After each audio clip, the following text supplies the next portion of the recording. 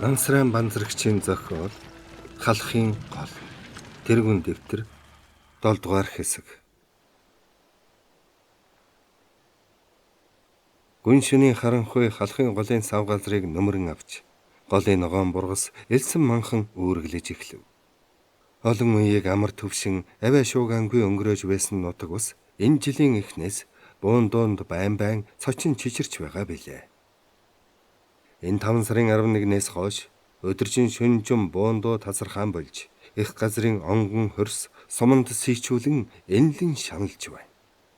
5 дугаар сарын 11-нд Япон баргын олон цэрэг нэлээд өргөн газраар хил нэвтрэн орж ирээд хилээс 10 гаруй километр гүнд дотогшилж хилийн застав хүч нэмэгдүүлсэн сумантай өдөр бүр шахам ширүүн байлдаан хийж байлаа.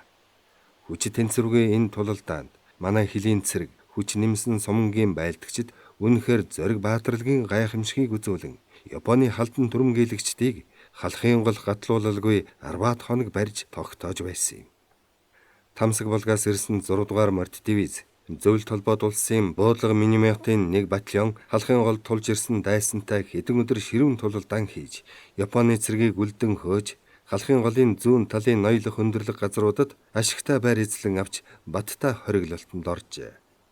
Монгол зөвлөлтийн цэргүүд халахын голын зүүн эрэг хайл ястын голын 2 хөвөөгөр хүчээ задлан 20 км газар байрлаж голын баруун эрэгт бас нэлээд хүч их бууны анги нөөцөнд үлдээсэн ажээ. Хориглолтод орсон цэргүүд баттай сайн нуувч нүх шууд уухаж бэлдсэн учраас зарим нь үүрэглэн, зарим нь шивэр авир ярилцсан цаг өнгөрөөж үүр цайхыг хүлээж байлаа. Дорж өөрийнхөө суман гэрсэн өдөр хүч нэмэгдүүлсэн сумангаас гарч тасгийнхаа хамт сумандаа буцаж ирсэн юм. Ингэж ирэхдээ Бадмийнхаа сайн нөхөр мэргэн буудагч Галданг тасагтаа авсан юм. Галдангийн суман дарга нь суман байтугай хороо дивизийн бахархал болсон мэргэн буудагчаа юу боллоо гэж өөр суманд шилжүүлэх билээ. Гэвч дорж ахлах тэслэгчээс салалгүй гуйж байж бас Япон цэрэгт халахын голын уснаас битгий ам суулаарэ гэж нөхөддөө загсан эрэлхэг даачна нь доржийн тасгийн цэрэг байсан болохоор түүний оронд Галдан авч сайн нөхрийнхөө захиж гэрээсэлснийг биелүүлэх гэсэн тасаг цэргийн хөсөлтийг биелүүлэхэд Галдан их тус болно гэж гуйж шалахад ахлах тэслэгч яаж чадалгүй. За яахав, аль ч суман салаа тасагт байсан ялгаалга эх орныхоо өмнө хүлээсэн цэрэг эрийнхээ тангарах дүүргийг нэр төртөө биелүүлж чадвал болох нь тэр. Бид цөөхүүлээ дайсны давуу хүчтэй олон удаа тулгарч зан зангаа авалдсан дайчин нөхөд болохоор танаа тасгийнхны хүсэлтийг бас тулалдаанд ам эрсэтсэн дайчин цэргэн бодох нь зүй гэж хэлээд Галданг доржийн тасагт шилжүүлсэн билээ. Баатар дайны талбарт ирснээс хойш доржтойгоо тухтаа уулзан ярилцагч завчлаа гарсангүй.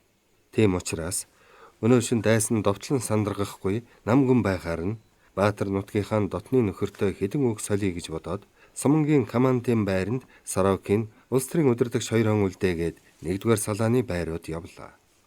Нуувчинд байгаа цэргүүд бүртэлцэн зарим нь босож, зарим нь нуувчны хан түшээд суусан нь харанхуй дундаас муухан харагдана.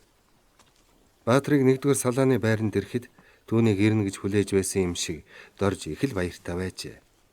Баатар түүнтэй зэрэгцэн суугаад "За, нутгийн хан гардуу сони юу та байна? Өвлөөс хойш бид хоёр хэд хэдэн удаа л захиа бичлсэн бидтэй. Энэ дэрсээр дайсантай олон удаа тулгарч гавья байгуулсан гэж дуулсан. Удахгүй энгэр цоолж одон зүүн үсттэй" гэв. Хил дээр ирснээс хойш яриад байвал чи сони юм бишгүй л тохиолдлоо. Гэвч тэр бүрийг чи цэргийн хүн болохоор бүгдийг мэдэх газар та. Ингээд цэрмаа хүүчин сайн бидтэй. Сайн байгаа. Хөөмн хоног өнгөрөх бүр өсөж торнож хөөхөн болж байна. Тэгэлгүй яах вэ? Намайг нааш явахтал бүр цайрчихсан өхөөрдмөр хөөхөн болсон юм даг. Хандаас захиа ирж байна уу? Хэдүүнэг ирсэн. Чи миний шинэ хаягийг ашгүй бичиж явуулсан бидтэй. Түүгээр л захиа бичсэн байна лээ. Тийм ээ. Танаа гэр орноос захиа ирж байна уу? Ойр даалгал байна. Чи мэргэн бодогч Галдан тасагтаан авчихж амжаа юу? Сумангийн дарга нь яаж зөвшөөрөв? Би аргалсан юм аа. Тэр ахлах тэслэгч бид хоёр энд хэдэн сар болохдоо гайгүй сайн танилцсан юм. Хилийн цэргийн алба гэдэг их л сонирн байгаа биз? Үнэхээр сони юм аа. Жинхэнэ цэргийн албыг хааж хашир таньж халуун чулууд олоо гэвэл хил дээр ирэх хэрэгтэй юм гэж бодлоо. Энэ хилчид чинь ямар их зоригтой, хатуужилтай, хичнээн сонор соргог, хурц нүдтэй гэж санана. Үнэхээр гайхамшигтай шүү. Нэг удаа манайд сууж байхад би дурангаар хараад сайн ялгаж танихгүй байхад хамт байсан хэлчин маань морьтой хүн байна гэж таньсан шүү. Хүнд ингэж ярил намайг худал хэлж байна гэж бодох байх. Тэгэхэд үүр дөнгөж сайж байсан юм. Хэлийн цэргийн алба хэнд ч болов тийм гайхамшигт эрдэм, сонор сэргэлэн хурц ухаан хайрлдаг юм. Чи тамхи татах уу? Гэрэл гаргаж болохгүй гэж үдэш болоход салаан дарга тушаасан. Нээрэнч шөнийн гэрэл их содон байдаг юм. Чээч хэл дээр хэдэн сар болчиход бас л сүрхий хашир хянуур болжээ. Аяндаа л тийм нявхар хашир болох юм байна шүү дээ. Баатар гэрлээ машид нууцлан байж тамхианаас агаад ханцуугаараа гэрлийг нь халахлан байж татлаа. Дорж төөнийг татаж дуусгаар нь тамхианаас ав. Бид ингээд л хориглоод байх уу гэж дорж асуувал үгүй бизээ. Дайсан өргөн хэмжээтэй довтлох гэж хүчээр хуралдуулж байх шиг байна. Өнөөдөр дивизийн штабт хороо сумангийн дарга нарын яаралтай хурал болсон. Тэнд тиймэрхүү юм ярьж байна. Японыхон хилийн цаанаас ихээхэн хэмжээний цэрэг зэвсэг татаж байгаа бололтой. Ширүүхэн л тулалдаан болох шиг байна гэж Баатар ярьлаа. Тэгвэл олон хоног үргэлжилсэн сүрхээ дайн болж таарах. Магадгүй. Энэ бол зөвхөн хилийн мөргөлдөн явж биш.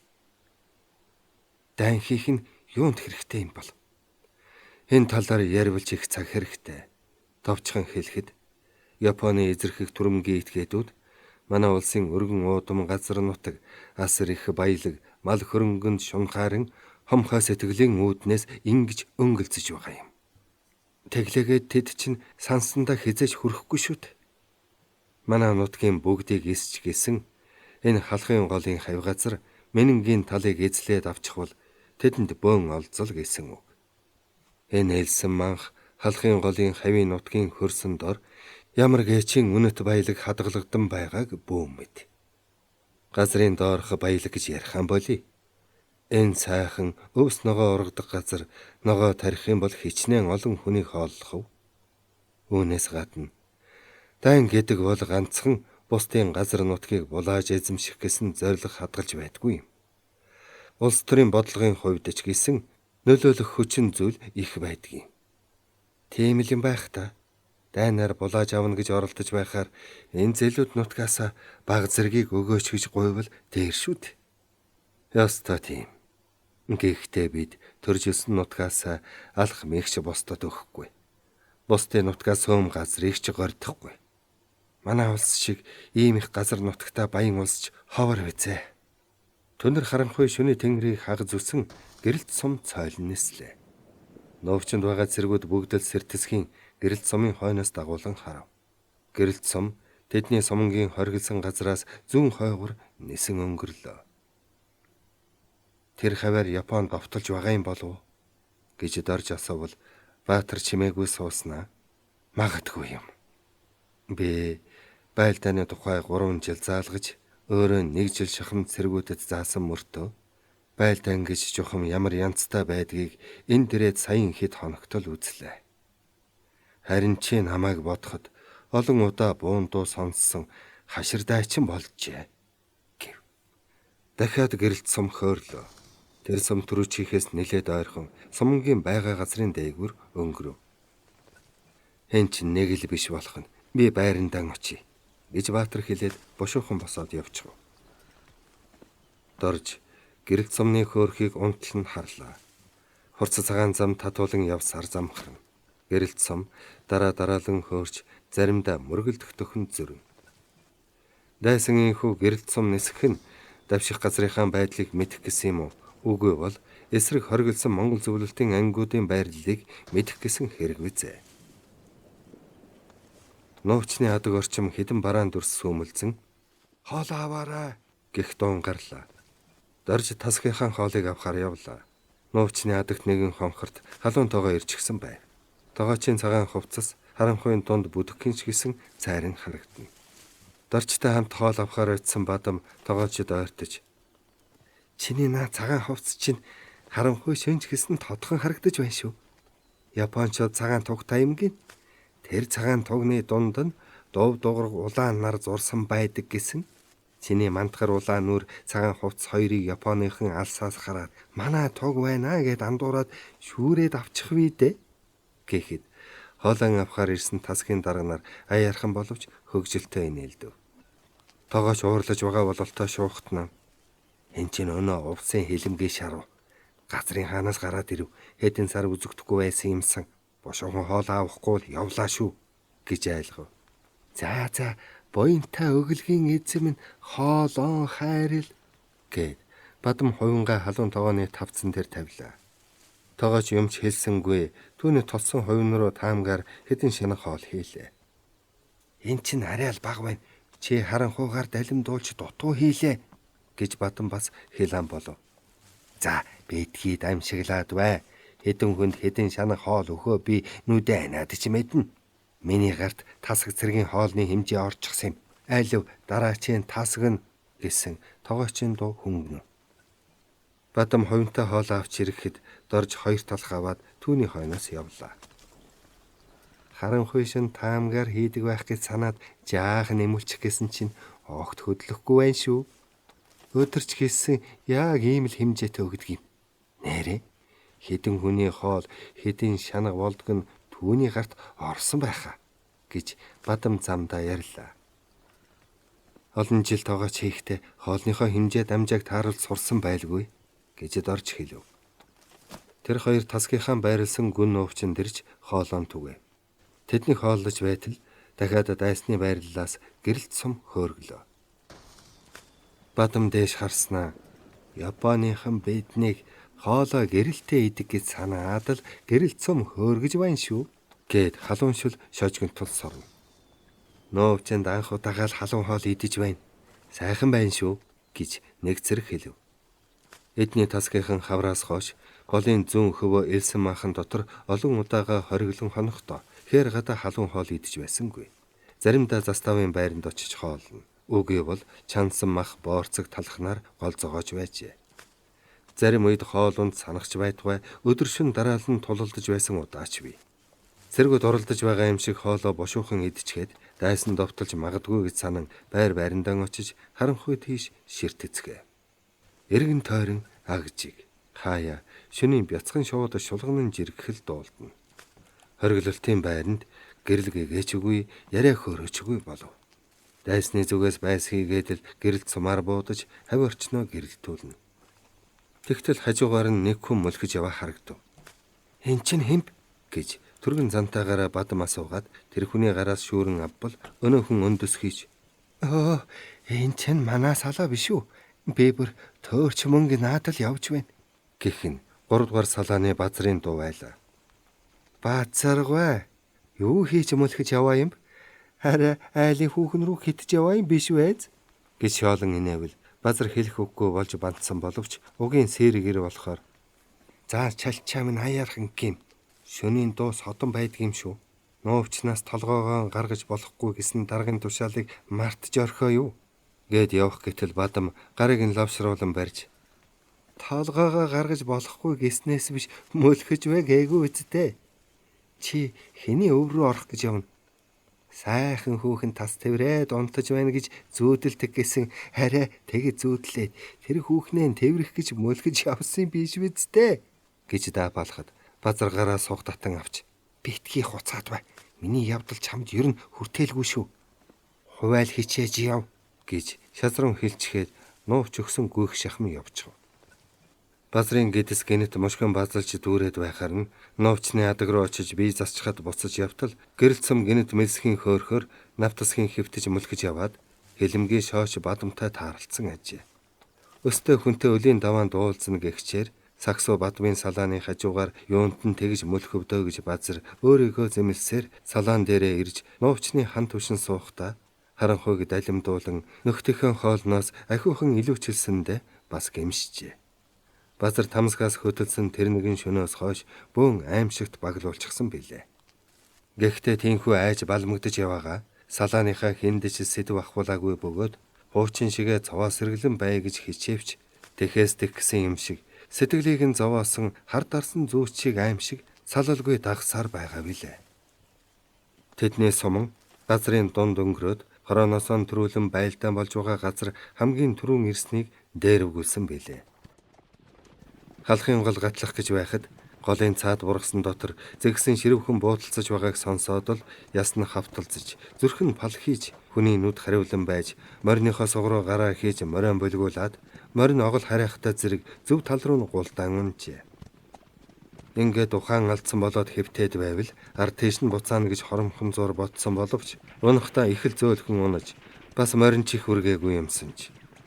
Урд өөрийг нь загнах байтугай аргадаж бас айдагч юм шиг байсан салаан дарган давхин ирж учиргүй уурлаж бухимдсан бололтой сарын чинэр мэнчээж чи яаж байтглаж байна бошоохон морд цаан чин дайсан гэж хашгирахаар нь яач чадалгүй босож мориндоо мордоод нөхдийнхөө бөөн дунд нь орж гол гаталжээ. Халахын голын ус нилээд гүн морины ташаа хайлж байлаа. Манер усны гүнээс айсангүй. Тамирын голыг хичнээн үертэй байсан ч наас цааш нь олон удаа гарч байсан билээ. Харин голын цаана пижигнэж байсан буун дуул түүнийг өгтөл нь айлгаж байсан юм. Хажууд нь яваад зэрэг имэйл дээр өндөс хийж "Баазар минь чи 3 жилийн турш хороо дивиз даяар гайх олж байсан сэргийн эрдмэ мэргэн цэцэн буудадгаа одоо үзүүлэх цаг боллоо доо" гэхээр гинт омг нь бадарч "Нээрээ ингэж амьдараа өгөж явхаар зол боотойхон шиг байлдъя" гэж эрслэн бодоод морио даврин ухс хийжээ. Гол гатлаад сумн нь жолоо хөмхөлгүй пижигнэлтэн давхихад юмыг яаж мэдхэв гэж хаширлан олон хүний дунд орсхийн давхсаар хэсэг бургасны хойд талаар өнгөрөхөд тэр бургасан дотроос хоройд морьтой хүн гарч ирээд төрүүлэн давхижээ. Буундөө нэжигнэж байсан боловч дайсан чухам хаана байгаагч олж хараагүй юм. Харин бургаснаас гарсан хоройд морьтноос нэлээд зайтай баахан морьтой хүмүүс тоос босхон давхсаар нэгэн гүдгэр давж алга болохыг ажижээ. Түүний анх удаага дайралтанд орсон нь энэ юм. Тэндээсэн урагшилж хаал ястын гол химээх баг шаархан голын адгаар гаталж цаад хөвөнд нь гарахад тэнд байсан зэргүүд Японы төрөлтийг няцааж ухраасан байжээ. Маргааш нь дайсантай тулгарсангүй. Сумн нэг газар байр байсангүй хөдөлгөөнд маневр хийж голын бургас элсэн манхан дамжин хаяа дайсны бараа харж буудалцсаар хэд хоног өнгөрсөн. Харин өчигдөр үдээс хойш ширүүн тулалдаан болж сумн нэг жалганд ороод хориглон байлдаж эхлэхэд базар олон буун дуу сонсоод яах ч учраан олохгүй буудч чадахгүй гар нь чичрэн доошоо нугдаан сууж байсныг сумн дарга Баатар харчгаад "Хөөе чи чинь буудаач" гэж хашгирахаар ихэд сандран дараагаар хэд бууджээ. Гэхдээ жалгаас толгоогоо зухуулгасангүй буудчгаад л доош шигдэн чимээ чагнаж байлаа. Мань нэрийнхүү дайсантай анхныхаа ширүүн тулалдааныг хийсэн юм.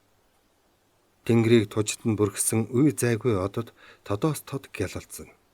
Базар од ширтэн сууж байхдаа "Би үнэхээр зориггүй муу ир юм а. Гэхдээ зоригтон болох гэж байж толгоогоо алдчих бас болохгүй.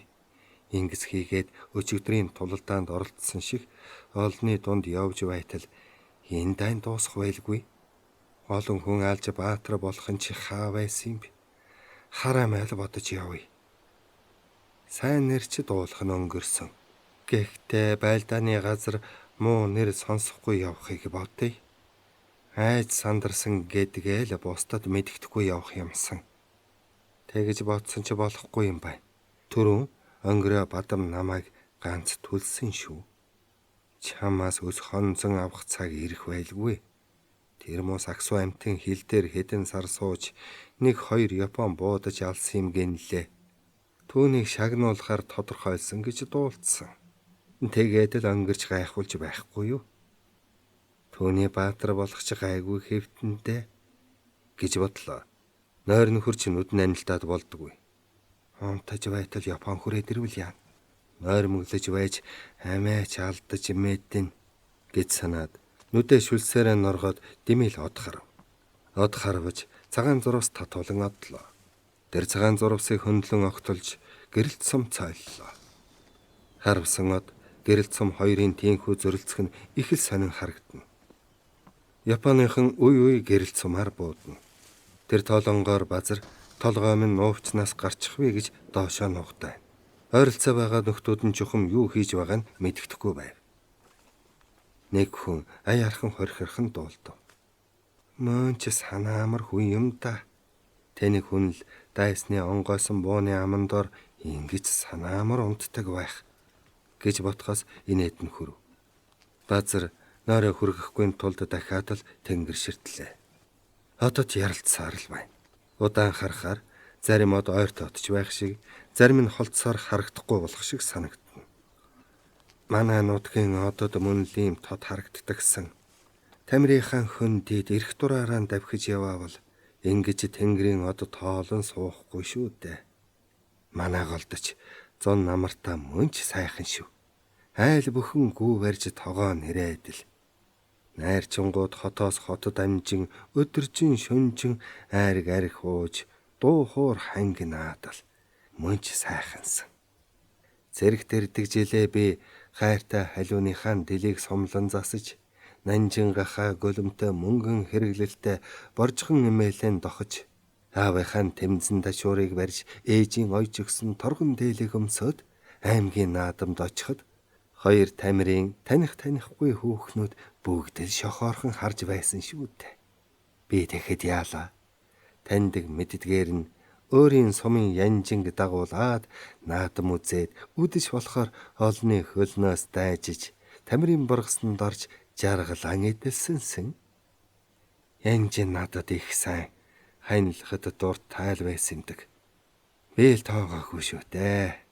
Би цамаан зан гаргаад түүнийг зөвхөн шохоорхоод өнгөрснөөс биш.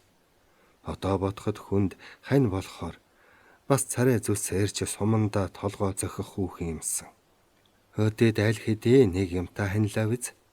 Одоо л бодох нь түүнтэй ханилан сууя гэж болзоо тавьчихад цэрэг тэрдэг байж. Тэгсэн бол хаяа түүндээ захаа бичиж ирсэн захааг нь уншиж байвал зугаатай байх байсан шүү дээ. Манай салааныхын голцуул их нэртэй. Зарим нь ханилан суугаагүй ч гэсэн цэргээс халагдаж очиод суuna гэж болцсон бүсгүй бий гэж ярьдаг юм. Нөхдөөхөн авгай хүүхнээс нь ирсэн захааг уншихад сонирн байх юм билээ. Манай голд миний үеийн хэдэн аятайхан хүүхэн байсан юмсан. Одоо бүгд л хүнтэй суучихсан бизээ. Би тэдний хинтэнч гэсэн дотон сайн үерхэж байгаагүй юмдаг. За тэд чи яах вэ? Намайг цэрэгт явахад 15-6 байсан жижигхэн охид одоо нас биеийн гүйцэн хүүхнүүд болсон. Тэдний хэн нэгтэй нь ханилж болох байлгүй. Энэ тань л бошуухан дуусаасаа. Тэгвэл хугацаа дууссан биднийг хална. Одод зүүнтэйгээс нь шуугдаж эхлэв. Удахгүй үүр цайхан үүрийн үнгэн харанхуйгаар дайсан гиндүүлэн довтолж мэднэ сэрэмжтэй бай гэсэн салаан даргын тушаалыг байлдагчид бие биедээ дамжуулав. Зүрмэглэж байсан цэргүүд нойроо сэргэх санаатай босцсон. Хором өнгөрөх бүр үнгэн харанхуй айжмдаа шингэрэн элсэн манхтын эрэм сэрвэн орой цүүмийн торолцож эхлэв. Алсад моторын дуу нүргэлэх шиг болсноо яах ихэн зур ойртож тод боллоо.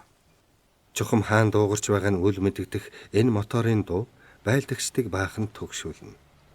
Байлдан тулахад бэлтэх гэсэн тушаал өөрийн сүүмгэр гэгээн дунд нуувчнаас нуувч дамжин бүх байлдагчдад хүрч цэргүүд бууга нуувчны ирмэг дээр тавьж нүргэлэх чимээ чагнан нүдэд завчилгүй зүүн зүг ширтэн.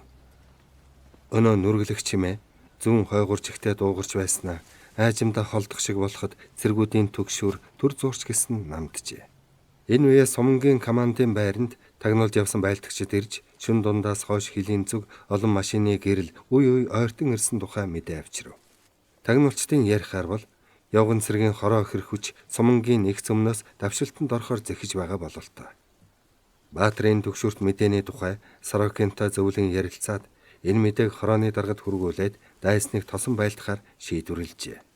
Гурван салаадынхаа байрлалыг дахин шалган үзэж сум хэрэглэлийг базаан олгож 1-р салаанд улс төрийн удирдагч, 2-р салаанд сургагч Сорокин, 3-р салаанд өөрөө байхаар шийдэж сургагч улс төрийн удирдагч хоёроо удирдсан салаа өдн явуулав.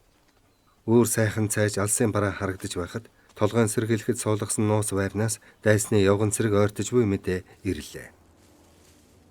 Түрүүчийн нүргэлэх дуу дахин ойртож төдгөн манхны дээгүр 3 онгоц сэрэлцэн гарч ирэв. Баатар агаар гисэн дохио өгөөд харвал цэргүүд нь бүгд бууга өргөн авцгаажээ. Уран онгоц хоромхон зур тэдний толгой дээгүүр шөнгөнөн ирж түрүүчийн онгоцноос 2 гонцгой харын юм цувран гарч ирснээр нилээд доошлон үзэгдэхэн болж сүнгэнсэн их чимээ гарч нуувчнаас 100 гаруй метр хол тэнгэр тулан бөөн шороо босож нэр хийсэн чимээ гарч газар дориглоо. Цэргүүд онгоц руу нэгэн зэрэг галалсан боловч онсон шинжил. Нуувчны хойд талд нэг бөмбөг унлаа. Онгоцноо дээшээ хөөснөө дахин доошлоход байлдагчид нийтийн галаар утлаа. Онгоцноос ахаад л гонцгой хар юмнуудад цувран гоож иж нуувчны хойно өмнө дараалан бөмбөг төсрөв. Шороо тоос манаран харанхуйж нуувчинд байгаа цэргүүдийн дээрээс эс шороо шажигнан був. Баатар дээрээс дарсан шороогон цэгсрээд харвал ойролцоо байсан базар нуувчны мухар руу атралтын шигдсэн байхаар бөмбөгний хэлтэрхийд зохиолсон болов уу гэж бодсон боловч тийш явах боломж олдсонгүй. Дараалан бараг дэрэгдэн шахан бөмбөг онож нуувчнаас толгой өндөлгөх арга байсангүй. Юуч гэсэн бөмбөг төлтийг тэсэж өнгөрөөхөөс өөр аргагүй болчих. Чигтүүл ирмэг чимээ нэжгэнсээр шороо тоос авулзан болсон. Нуувчны хан дөргөн бөмбөө элснээр Баатар доошоо нугдаан сууж дээрээс асгаран дарах элсээ зайлуулан байтал онгоцны дуу холдох шиг санагдахаар эндийн харвал 3 онгоц бөмбөгөө дууссан бололтой зүүн тийшээ хурдлан явж байлаа. Баатар юуны өмнө базрыг харав. Түүний тал буян шороонд дарагдсан хэвдэж байв. Ухсхийн дэрэгт нь очиод харвал нүдэн зэхэлсэн гялалцж байхаар нь юу ч гэсэн амьд байна гэж санаад яав гэвэл Баатар сая л ухаан орсон шиг болж дарсан элсэн дотроос хөлөө суглан авч өндийснэ. Золтоол мажижчихсангүй. Миний бүр дэргэд нэг бөмбөг дэлбэрсэн шүү. Яасан айхтар бөмбөгддөг зойлгов гэд айжимхан босвол хувцснаас нь элс шороо сархин асгарав. Баатар нүүрнийхээ шороо тоосыг арчих зур энэ ч үнэхээр зориггүй хулчгаар юм да. 50 цагтал сах суурч гайхуулж явснаас биш бөөн дуунаар шалдаа буудаг амт юм. Тэгс мөртөө нэрлэхүүг нь яана гэж бодхоос инээд нь хурч буруу харжээ. Толгойн сэргэлэхэд байсан 2 цэрэг нь хурч ирлээ. Тэдний байсан манхны араар олон явган цэрэг гарч ирэхээр Баатар хүзүүнээсээ зүүсэн дурангаа авч харах зур тэднийг тоолж үзв. Бараг цаалбал суман илүү цэрэг давшин айсв. Цэргүүдээ харвал бүгд л бууга бэлдэн дайсан өд харцгааж байна. Дайсны олноос айжс үрдэж болохгүй. Зоригтой самбаатаа байлдах хэрэгтэй. Сум хоосон гарцдаж болохгүй гэж Баатар хамт байгаа салааны цэргүүдэд тушаагаад ойролцоо байсан салааны дарга хөнгөн пулеметчин 2-ын дэргэд очлоо. Хаваа хараандч мөн сайхан орж байна да.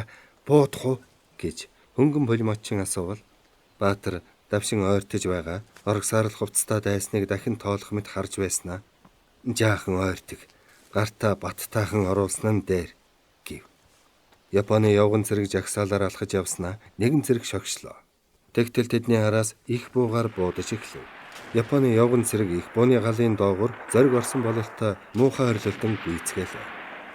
Баатрын зүрх хүчтэй зохилон дайсныг тосон хүлээж байгаа нөхдөд харвал тэдний царайд айсан төгссөн шинж илэрхий байхаар сэтгэл нь улам зовж. Дайсан хамаагүй давуу хүчээр дайрах нь манай суман зогсоож дийлэх болов уу? Энэ нуувчинд байгаа 100 гаруй хүний амнаас миний гарт байгаа шүү дээ.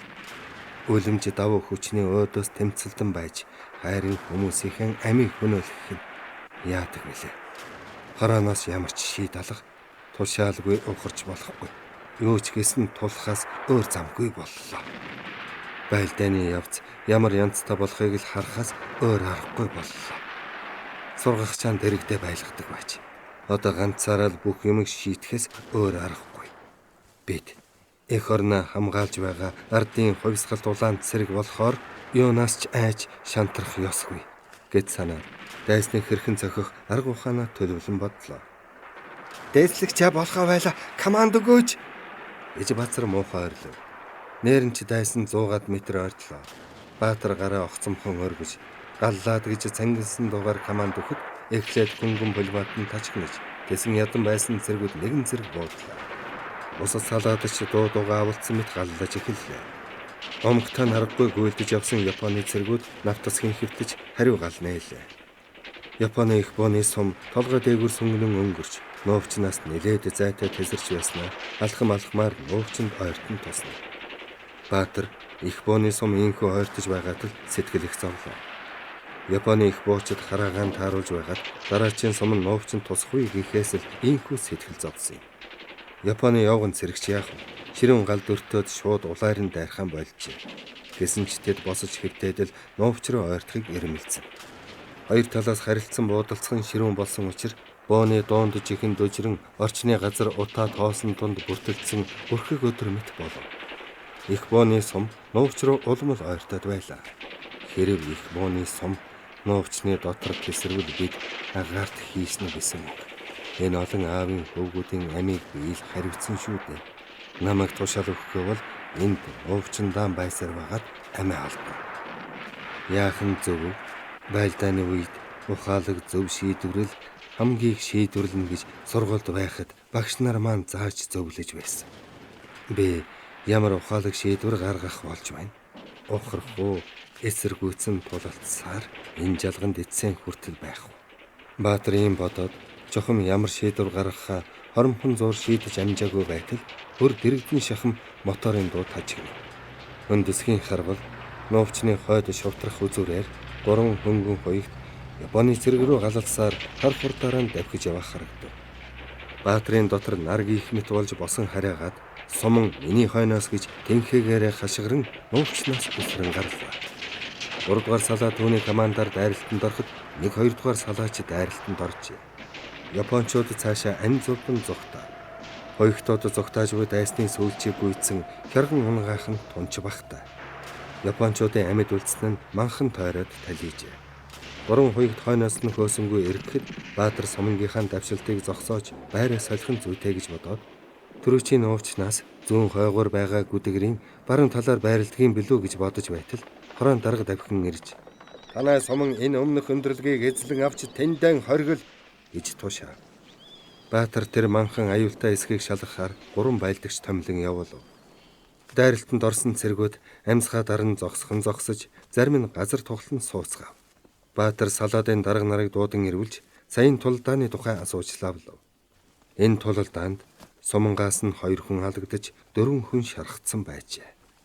Баатар хөмсөг зангидан баргар царайлж байснаа "Шархтай цэргүүдийг дивизийн эмнэлэг рүү яаралтай явуул" гэж жагсаалын даргадаа тушаал өгөөд дайсны талын хохирлыг бүртгэхээр тулалдаан болсон газар руу хэдэн цэрэг явуулжээ. Өмнөх манхан руу явсан 3 цэрэг буцаж ирээд тэр хавьд осолтоо с ижигтэй зүйл байхгүй гэсэнд сумангаа манхан руу явуулж морьдоо хотгор дагуулan ойртуулахыг морь баригчдад тушаажээ. Сум манхны ёроолд ирэх үеэс тулдааны талбараас ирсэн цэргүүд дайсны хайж явсан хөнгөн пулемет 20-д Япон винтов хураан авчирсан бөгөөд тэдний тоосноор Японы 23 хөөр тулдааны талбарт үлдсэн байжээ. 7 дугаар хэсэг төгсөв.